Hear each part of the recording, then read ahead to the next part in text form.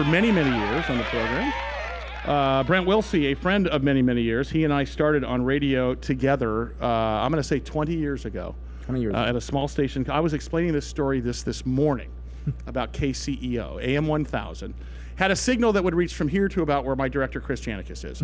So, and about 16 people listened, but it launched 2 radio television careers, Brent Wilsey being one of them. Wilsey Asset Management is the name of Brent's company. His son, Chase Wilsey, is in a couple times a week as our millennial investment expert. He's turned into an investment expert, though. Have you noticed that? He's got a lot of knowledge. He's doing good. So a couple things going on in the market today, and I want to just mention that just because we they say that we added 250 some odd thousand jobs. The Stellar Jobs Report, which is an indicator of the economy. One thing that is weighing on the market, and although you wouldn't know it today because the Dow Jones up, almost 1%, as is the S&P, and NASDAQ up over 1% today. Oil continues to languish, and oil down in the 38, 39. I'm bullish on oil in the long term, as I think everybody should be. But one of the things that you're seeing is more people driving, and you're seeing ancillary markets that are affected by oil prices, as in the RV market. Right. We didn't talk about that last time. Talk about the RV market, because let's face it, it's summertime, gas is low. I would assume the RV market's doing well. Is it or not? You're assuming right. Okay, good. Well, and before I go on here, when I was on KCEO, I'll let you know how long ago it was. How long ago was that? Well, who was president? Well, no, I don't even know who president was when we were first started. No, what we used for our information was Prodigy.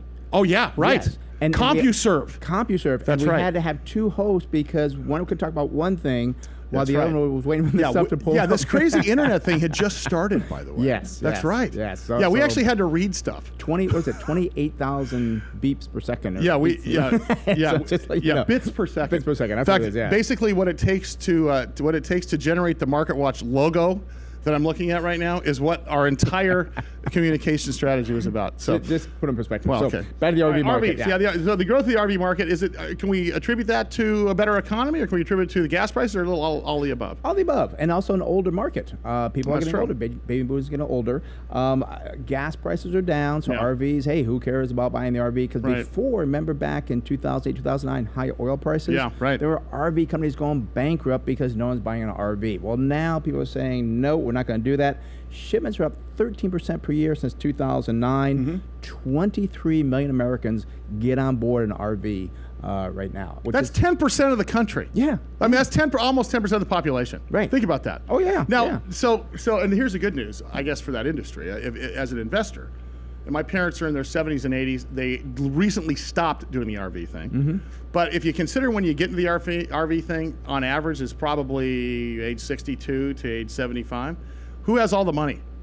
Age 62 to 75. Who doesn't spend it on much other than stuff like that, right? So they're not good for consumer spending, but they're great for things like this. Well, but also too, there's other accessories as well, because you've got insurance. You got to insure the RV. Right. You've got these canopies. You got all these accessories. You go to Camping World. They got all things for your RV. So when you look at that industry as an investment strategy, do you look at all of the ancillary verticals? In other words, you look at, let's say. I can't remember the name of my Prevost was my parents had a bus called Prevost. That was an RV company. Okay, Right. But then you also have Outdoor World and Camping World, and then you also have the gas companies. Do you look at the whole sector? Is that kind of what you do, or do you look at individual companies? We look at the individual companies if we're going to buy something, because we want to own a piece of that sector. We want to own that business. Is what we want to do. Right. So what we do is say, what is the best company that we actually look at Winnebago. We actually talked about this and actually WGO. Guys, pull up that stock if you can. And we looked pretty decent. Their earnings grew about 4% last year. Their balance sheet, no debt on the balance sheet. Okay, so how does a company like Winnebago not have debt in the balance sheet? That's amazing to me. How does a company like Winnebago not have debt in the balance sheet, but Google does or Facebook does? Right. Isn't that amazing to you? Well, you've got literally, if there's more of a sticks and bricks type business, I can't name one. I mean, General Motors, maybe, Chrysler, right? Winnebago.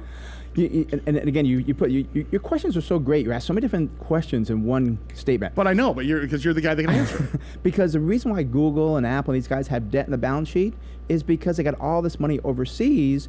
They don't want to pay the tax to pull it back in, so therefore they borrowed it 2 or 3 or 4%. Right. Winnebago, basically a U.S. company, they don't have money overseas, so therefore they can run their business well managed using their cash flow that they have. So they don't need to borrow money.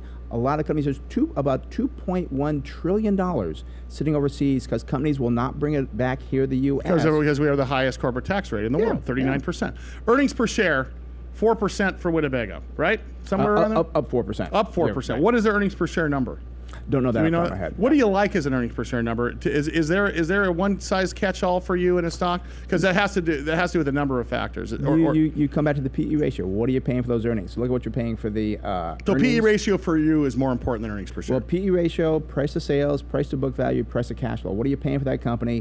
The share price and the earnings are almost irrelevant until you know all the numbers together. So you can't look at one thing and say, well, the earnings should be $1 per share. Yeah. Well, not if the stock is $1,000. That's exactly crazy. right. But if it's $10 a share, PE ratio 10. That's pretty good. Okay, so and what you're talking about are things that we all hear in the media and the news. Okay, so there are some investors that lean so hard on what they hear in the headlines, and there's other investors that refuse to listen to the news. Right. Where do you stand in that? Do you listen to the news or not? Do we want to listen to the news? I listen to select shows that have good information. Okay. I never watch the evening news. The news that people don't understand that they're not there to educate people. They're there to get a lot of people to watch their news. So you watch the commercials. So they sell commercials. That's the whole idea. Shows like yours and other shows, you're trying to help out investors. Well, we're educating. Educating. I think people are hanging on because you know of what they learn from guys like you. But so are we saying sometimes it's better off not watching the news as an investor?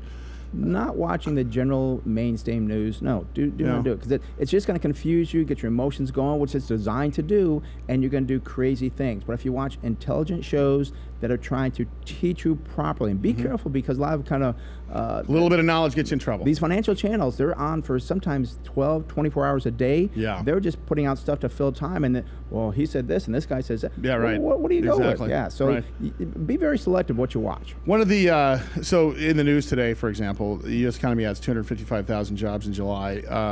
You know that's going to affect a number of things, including a GDP number down the road here. I guess my question for you is, going into the fourth quarter, are you optimistic right now in an overall market sense, or are you looking at individual companies and looking at their balance sheets? I'm optimistic about companies that we hold, because they're still trading at great values. There's some companies out there in the index that are causing the index to go high. I think they're going to have some problems. The overall economy, I think it's going to be okay. I mean, we're looking for a GDP about 2%. Yeah. That's okay. One thing, too, we had a low GDP number because of inventory. Right. They're using the inventory. Well, guess what happens the second half of the year? Oh, my gosh, we use the inventory. We've got to go buy inventory. Well, they're going to replace inventory. So they've got to manufacture to get those things back in the store, in the warehouses. Right, So when you go to the store, like, there it is. There it is, right. So, yeah. So that's I think we'll have a better second half than the first half. I had a call just yesterday about a guy trying to sell me some term life insurance. I am staring on the barrel of 50s, just like you are. Right. Life insurance for me, I don't think I need life insurance personally, because I got a good portfolio and my family's taken care of. I got my ducks in a row with respect to a living trust and a will, and a life insurance trust is not necessary for me right now. Now, how do you feel about life insurance overall? This guy calling me up trying to sell me a term policy for the next 20 years. Right. Life insurance, there is a need for it. And who I say it's best for usually is a young couple, married, kids, just bought a home. What if one of the spouses passed away? Oh my gosh, we got to sell the house. Where are we going to go, and so forth? You're exactly right. You do not need life insurance. What insurance does, life insurance, creates this immediate state so that you have liquidity. Well, you've got liquidity already. Sure. So why would you waste your money buying insurance?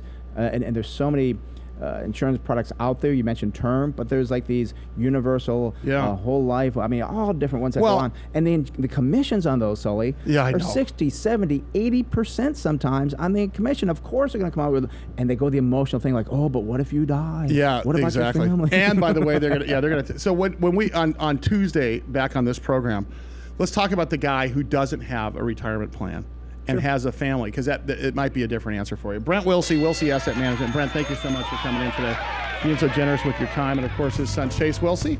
They're with us a couple times a week here on the Big Biz Show.